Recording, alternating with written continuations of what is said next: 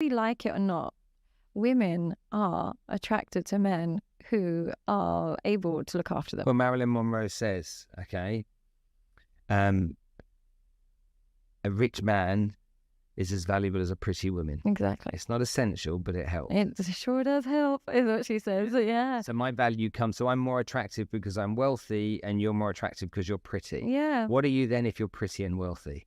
Oh, you're a Sadia Khan. No, I'm joking. Can we cut that out? So not cutting that out. Well, if you're pretty and wealthy, then you shoot yourself in the foot. Because here's what I say. When you're a woman who's financially independent, this is what happens. Men don't invest in you at all. They don't financially do anything for you because they think she's strong. And when you don't ask for anything as well. There are women out there that are financially independent and they don't ask for anything. But we still feel loved when a man looks after us. Just like a man can cook, but he feels loved when a woman's prepared a hot meal for him. He feels loved when he comes home with that. Even though you can get it himself and he can warm it up himself or whatever it is. Nice, you took the time to cook me dinner and put it on the table and for us to eat together. Then I'll have a conversation with you. Yeah, of course. Similarly, women who are financially independent, they feel loved when a man says, "Oh, I've just paid your road tax and I've just fixed your car for you," or the rent is done. It's okay, don't worry about it. We feel loved when we're invested in. It's biological. It's evolutionary. My wife loves it when I get Cafu to fill her car up. Yeah, we love that shit. He's like, "Thank you so much." He said, "I don't have to go and get my. Here's the thing: there's nothing wrong with a woman wanting financial investment. It's who you're giving that to. What's happening is men are investing in the wrong women. They're investing in that lazy bum entitled woman who's a housewife and then saying, she just wants me for my money. But if you choose, but when they're with a successful woman, they end up not investing in her and then she ends up feeling a bit resentful. But if you choose a good, successful woman who's wholesome and adds value and invest in her, that investment will double. But if you invest in a useless, entitled woman, there's no return on that investment. Whenever I see a couple that look to me like a team. Yeah. Like genuinely look to me like beautiful, right? I don't mean they're both, they're both the hottest people on the planet, beautiful kids, but they just look like a team. Yeah. They talk about their business enthusiastically, they talk about life enthusiastically. They just look like they fit. Yeah. Okay. That to me is like the best picture you can. But here's the thing, what makes a successful couple is not 50-50 or this, that, and the other. It's both people giving their 100%. Mm-hmm. And if she's giving 100%, whether it's like looking after the home, making sure his life is easy, and he's giving her 100% financially, or they're both giving their 100%, both home and financially, when both people are extending themselves and putting in their full effort is when it lasts.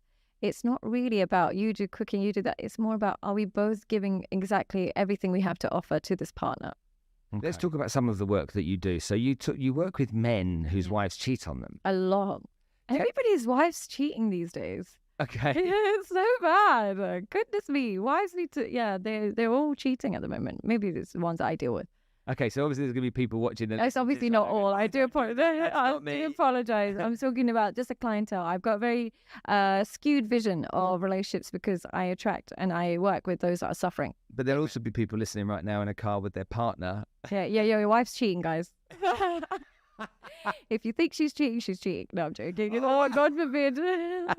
So give me examples of I mean, stereotypically, historically, we have been told time and time again by society that men cheat, women aren't the cheaters, men are the ones that cause the problem. I always ask myself the question, if men are cheating and women don't cheat, then who are the men cheating with? There's got to be, it takes two to tango. But anyway, what are the reasons that you've learned that women cheat, and are they similar to why men cheat? Or and in terms of scale, is it as many women cheating as men, or is the data telling us something else? I think what has happened is because society's conditioned us to tell us that men cheat and women don't. Men don't look for the red flags. With women, you come home late a few times and she's already suspicious. You don't reply to her text, she's already suspicious, because we've been conditioned to think that's a red flag. Men aren't trained to think women cheat. They think women are loyal, loving, and, if anything, they're the one that's going to cheat. So they're not trained to look for the red flag. And what I say with women who are genuinely most likely to cheat, usually it comes from her background. If she grew up without a stable, loving father figure, what happens is one partner is children are designed to be loved by two people. It's just how they're designed. You know, you've got children. They need you. They need their mum. They need two people. And you know from your own experience that you needed dad as well. Now, what happens when you're in a relationship is that person kind of becomes your everything. And when they sense a fear of abandonment, any abandonment that their partner might be spending too much time at work, might be taking long to reply, whatever it is, that woman who grew up with that fear of abandonment now thinks, shit, I'm going to be by myself, ends up going to somebody, having a backup plan. Whereas a woman with a healthy home, what happens when that happens, she doesn't like it, she'll communicate it more often. And if she has to leave, she'll leave. But the woman with the fear of abandonment and fear of being alone doesn't want to be by herself again. So she needs to have that love from two people. She'll get it from somebody else. And that usually is what I find. When a man asks me, tells me about his wife cheating, it's the first question I ask. It's a sad reality, though. It's a shame. Because I don't want to in any way judge it. But when you've had no father figure at all, it puts a lot of pressure. Women need to be loved. They need men. And so when they find a husband, he becomes the only man in her life. And when he's abandoning her, she thinks, shit, what do I do? Whereas when you have your father figure, it's like, my boyfriend's being annoying. And your dad will say, oh, you know, don't worry about it. You know, you got that, you know, when you're comforting your kids, they come to you with so much.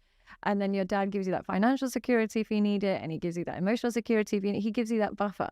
Now, without that, it's very hard for women when they start feeling like a bit abandoned. I'm not blaming anybody, but that's usually what I find is some kind of childhood trauma. So that then goes back to choosing the right partner in the first place, doesn't it? And making sure you're with the right person. So making sure that person's healed or understands their kind of insecurities rather than reincarnates them.